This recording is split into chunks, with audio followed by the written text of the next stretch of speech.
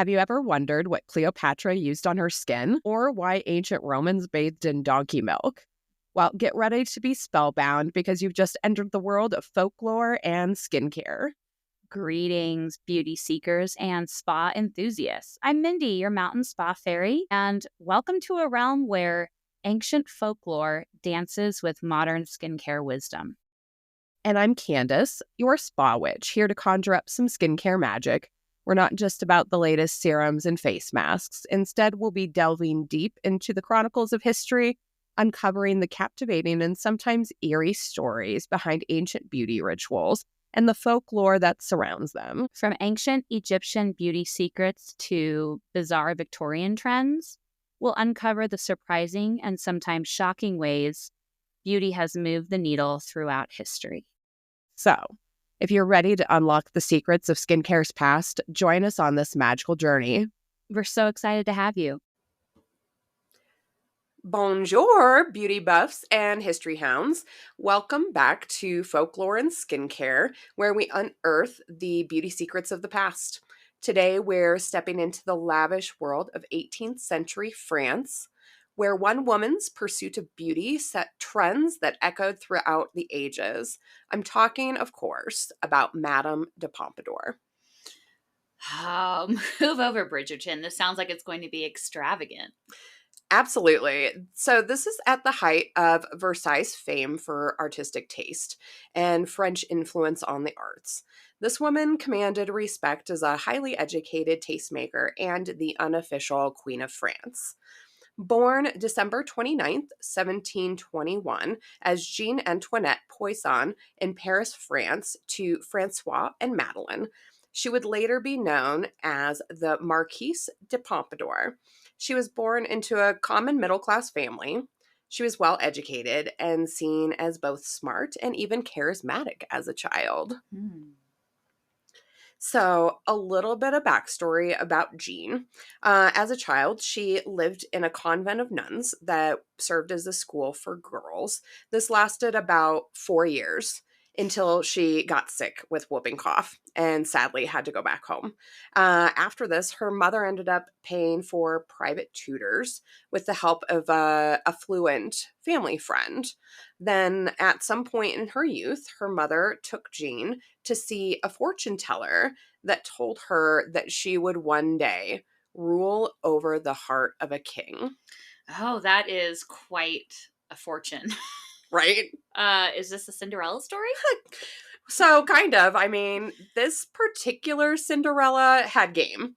And let me tell you, so did her mother.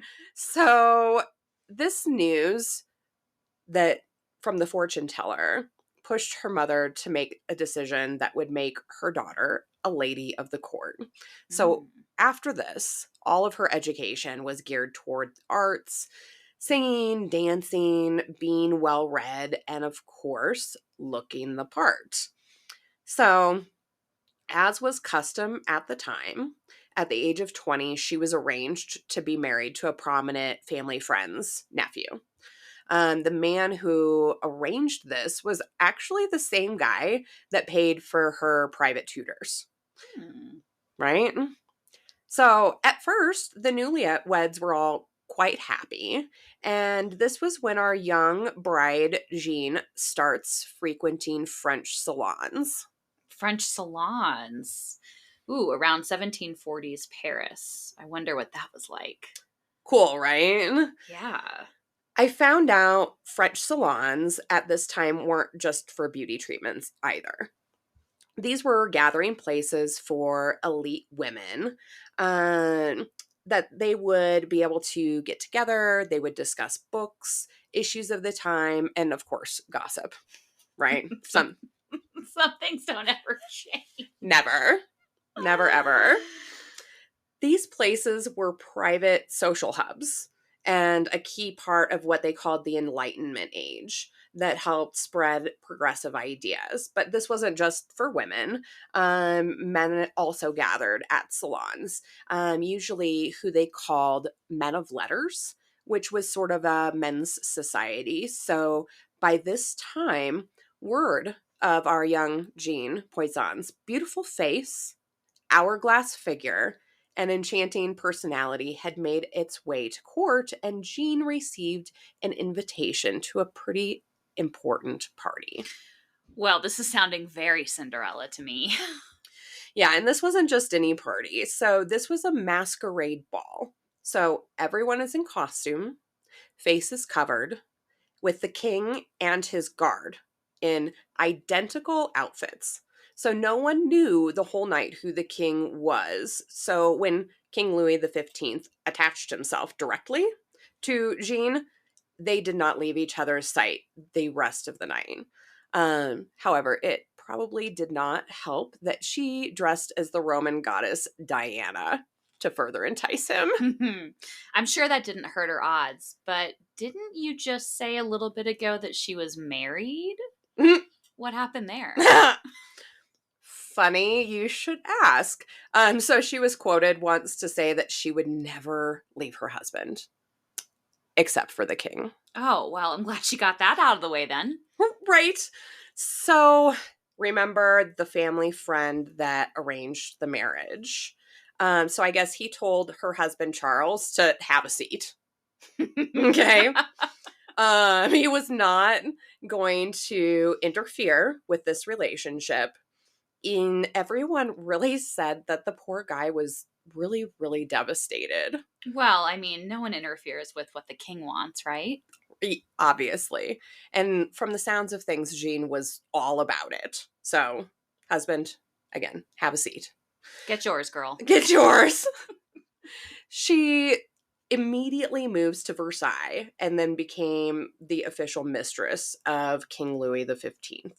So from then on, her official title was Marquise de Pompadour, or Madame de Pompadour. So from then on, she was a trendsetter, she was a patron of the arts, and a woman who understood the power of an image.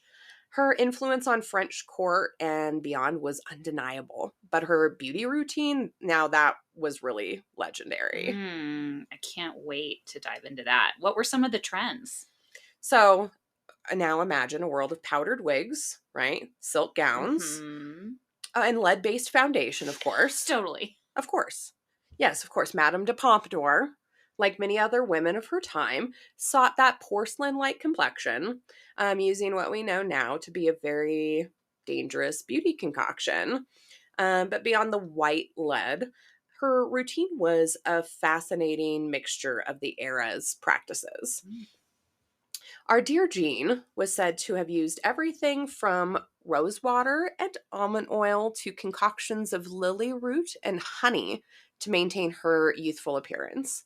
She favored rouge and red lipstick to accent her blue-gray eyes, and her flaxen hair was often adorned with feathers and jewels. These trends were then, of course, imitated by all the other ladies of the court. Well, that's just a lovely aesthetic to think about. Mm-hmm. Sounds like she was adored at court. As the king's mistress, though, she had to have had a few haters. No doubt. No doubt. The position of a king's mistress is controversial at best. Her haters referred to her as short, stumpy, and ill health. Oh, ouch. Right? But obviously not one to get down on herself. Jean was busy introducing new fashion tendencies. So Jean started a trend of wearing beauty marks, actual beauty patches. She created tiny shapes cut from black or dark brown fabric and used them to cover blemishes and highlight features. Interesting. So, like, when we think of modern day beauty marks, like this is probably a little bit less evolved, like a mole. Yeah, like think more like Marilyn. Okay, got like it. that kind of a beauty mark, Totally. right? Yeah. So, ladies of the court started putting these on their faces. Now, they were supposed to be small, tasteful dots to be used over blemishes or scars. So, think at the time smallpox. And there was a lot of ice pick scarring. Oh, sure. That came along with like smallpox. And so that's what they were meant to really like cover. So it was more of a blemish cover thing, kind of but it looked like a mole, like Marilyn or Cindy Crawford or right? Yeah, I love this. Yeah. So Now, we still love beauty patches, but now it can actually help with acne and wrinkles. right, yeah, now we put microdarts in them with serum and treatment products and that kind of thing. So it's actually like a treatment thing. It's not just to cover up a blemish. So I loved that. And then, oh, look at that. I found rose water Oh, again. she's everywhere. So the Marquise seems like she also loved her rose water. But also fresh masks made of whipped cream and lemon juice and a tonic made of carrot juice and honey. Yum. Sounds like she liked to keep her skin soft and hydrated. Yeah, it seemed that she was always using things to try and brighten and hydrate her skin. And yeah, another historical reference to rose water. So yeah, stay tuned for that episode. We need an episode for rose water. It seems to pop up everywhere, and I kind of understand why. What else did you find? So, achieving that white skin tone was one of the more fashionable makeup trends at the time. So, the white lead based foundation was standard. And it was fine white powder that was dusted on the skin, and then it was powdered again on top of the skin over and over and over. They had to be inhaling that. Of course. So, not good, right? While I was researching this, I saw a lot of references that many high society beauties died young from blood poisoning because of this. Man. I know, rough, right? Yeah. But you didn't just have powder options, you could mix it with oils and liquids and waxes to create a different paste or different kind of effect on the skin.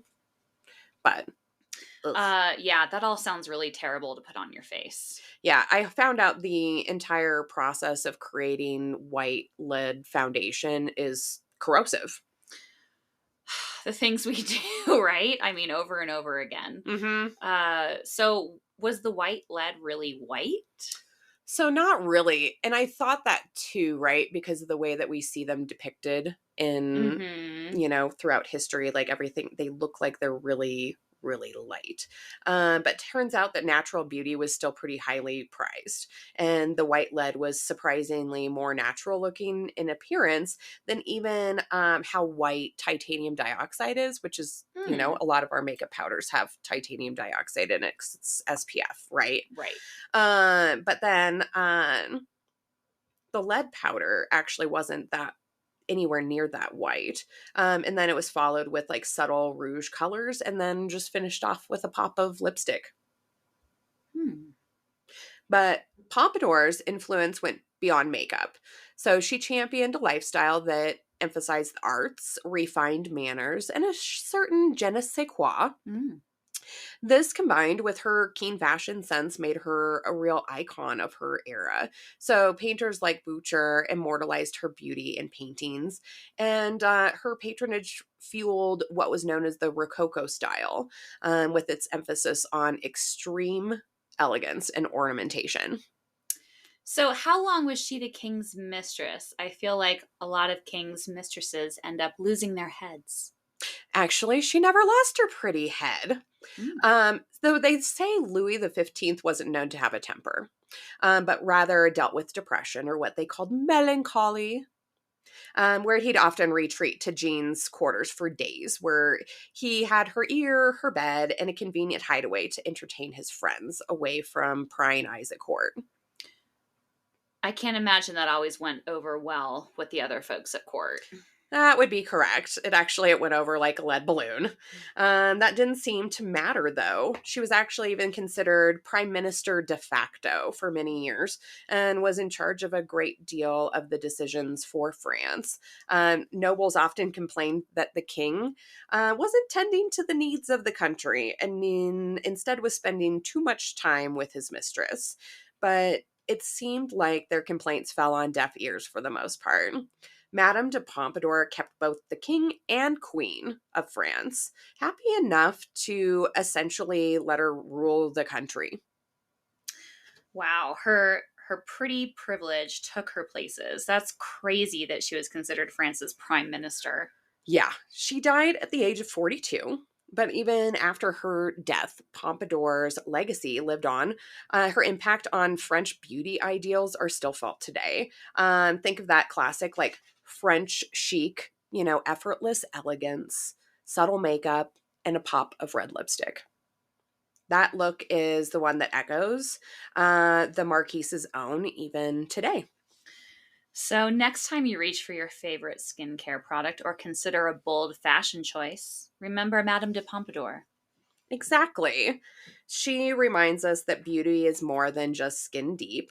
It's about cultivating an image, embracing the arts, and leaving a lasting mark on the world. So that's it for this week's dose of skincare sorcery. Did you learn something new? I think we sure did. Totally. And don't forget to follow us on social media. We're the Spa Witch and the Everyday Esty on Facebook and Instagram. Share your thoughts, your favorite historical beauty tips, or even your own skincare spells. We'd love to hear them all. So, if you're feeling the magic, also leave us a review on the platform that you're listening to us on. And your enchanting feedback helps us cultivate this cauldron of skincare wisdom. Until next time, keep your skin glowing and your history knowledge growing. Stay beautiful and keep it witchy. And fairylicious. Bye. Bye.